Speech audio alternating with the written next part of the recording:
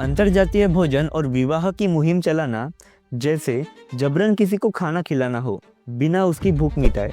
जाति कोई ईंटों की दीवार नहीं है जिसे गिराया जा सके। जाति कोई कटीली तार नहीं है जिसे काटा जा सके। जाति एक सोच है। मान भी लिया जाए कि उपजातियों का विलय संभव है, तो क्या इससे जातियाँ समाप्त हो जाएगी? समस्या लोगों में नहीं है, समस्या उस धर्म में है जिसने उन्हें जाति का यह पवित्र बोध सिखाया है। हिंदू जाति का पालन इसलिए नहीं करते कि वे अमानवीय है या मूर्ख है। वे जाति का पालन इसलिए करते हैं क्योंकि वे धार्मिक है।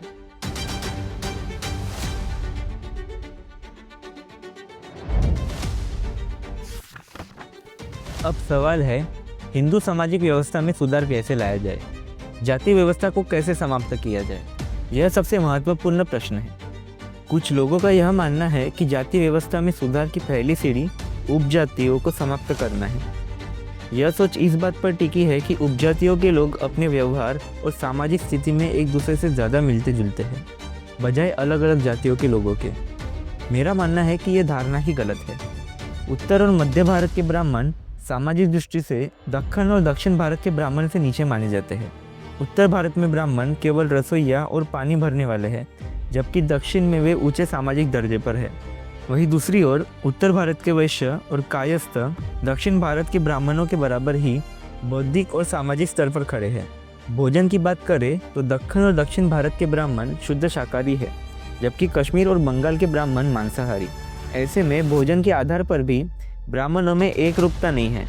इसके उलट दक्षिण और दक्षिण भारत के ब्राह्मणों की खानपान की आदतें जैन, मारवाड़ी, गुजराती और बनियों जैसे गैर ब्राह्मण समुदाय से अधिक मिलती है। ऐसे में यदि आप जातियों की विलय की बात कर रहे हैं तो उत्तर भारत के कायस्थों और दक्षिण भारत के गैर ब्राह्मणों का एक दूसरे से घुलना मिलना उत्तर दक्षिण के ब्राह्मणों के आपस में मिलने से कहीं अधिक व्यवहारिक लगता है। लेकिन अब मुख्य प्रश्न, मान भी लिया जाए कि उपजातियों का विलय संभव है, तो क्या इससे जातियाँ समाप्त हो जाएगी? इसका कोई ठोस भरोसा नहीं है।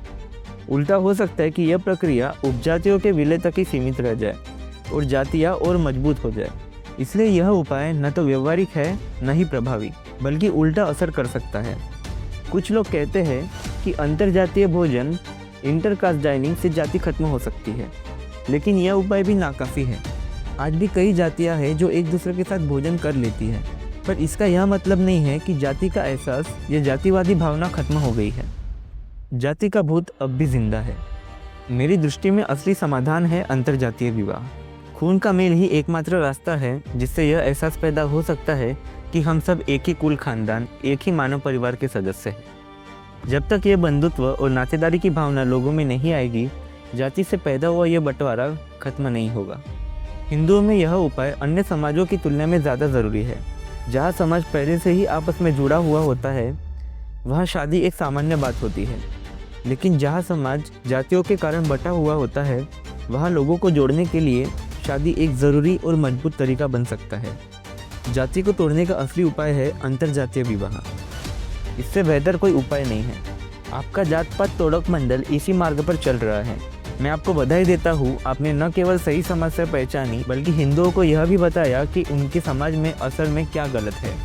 राजनीतिक अत्याचार से भी अधिक खतरनाक है सामाजिक अत्याचार, और एक ऐसा सुधारक जो समाज को चुनौती देता है, वह उस राजनेता से अधिक साहसी होता है जो सरकार का विरोध करता है। आप ठीक कहते हैं, जाति तभी मिटेगी जब अंतर्भोजन और अंतर्विवाह सामान्य बन जाएंगे। लेकिन आप खुद से पूछिए कि अधिकांश हिंदू ऐसा क्यों नहीं करते? आपकी बात लोकप्रिय क्यों नहीं हो रही है? इसका सिर्फ एक ही उत्तर है, क्योंकि अंतर्भोजन और अंतर्विवाह हिंदुओं के लिए धर्म विरोधी है। जाति कोई ईंटों की दीवार नहीं है जिसे गिराया जा सके। जाति कोई कटीली तार नहीं है जिसे काटा जा सके।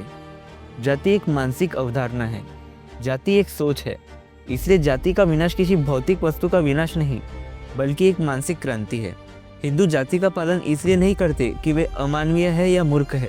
वे जाति का पालन इसलिए करते हैं क्योंकि वे धार्मिक है।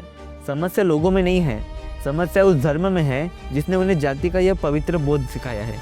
यदि यह सत्य है तो फिर असली दुश्मन वे लोग नहीं हैं जो जाति का पालन करते हैं, बल्कि वे शास्त्र है जिन्होंने यह जातिवाद सिखाया है। लोगों को ताना देना, उनकी आलोचना करना कि वे अंतर्भोजन नहीं करते या विवाह नहीं करते, ये सब प्रयास व्यर्थ है। असली इलाज यह है कि शास्त्रों की पवित्रता में जो विश्वास है उसे तोड़ा जाए। जब तक शास्त्र लोगों के विचारों और मान्यताओं को गढ़ते रहेंगे, आपकी कोई भी कोशिश सफल नहीं होगी। अगर आप शास्त्रों की सत्ता को चुनौती नहीं देते और फिर लोगों को उनके जातिवादी व्यवहार के लिए दोष देते हैं, तो यह सबसे बड़ा विरोधाभास है। शास्त्रों का प्रभाव तोड़े बिना कोई सामाजिक सुधार संभव नहीं है।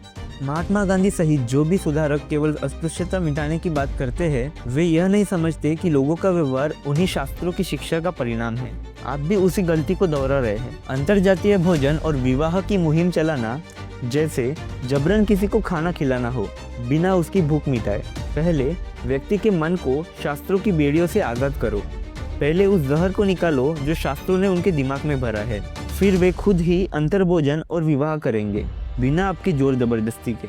लोगों को बहाने देने का कोई फायदा नहीं है कि शास्त्र ऐसा नहीं कहते, यह लोगों ने उसे गलत समझा है। मामला यह नहीं है कि शास्त्र क्या कहते हैं, बल्कि यह है कि लोगों ने उसे कैसे समझा है। आपको वही दृष्टिकोण अपनाना होगा जो बुद्ध और गुरु नानक ने अपनाया था। केवल शास्त्रों को छोड़ना नहीं, उनकी सत्ता को ही नकारना होगा। क्या आप में वह साहस है कि आप हिंदुओं को साफ साफ कहें, तुम्हारे साथ जो गलत है वह है तुम्हारा धर्म, एक ऐसा धर्म जिसने तुम्हारे भीतर जाति को पवित्र मानने की भावना भर दी है? क्या आप यह साहस दिखाएंगे?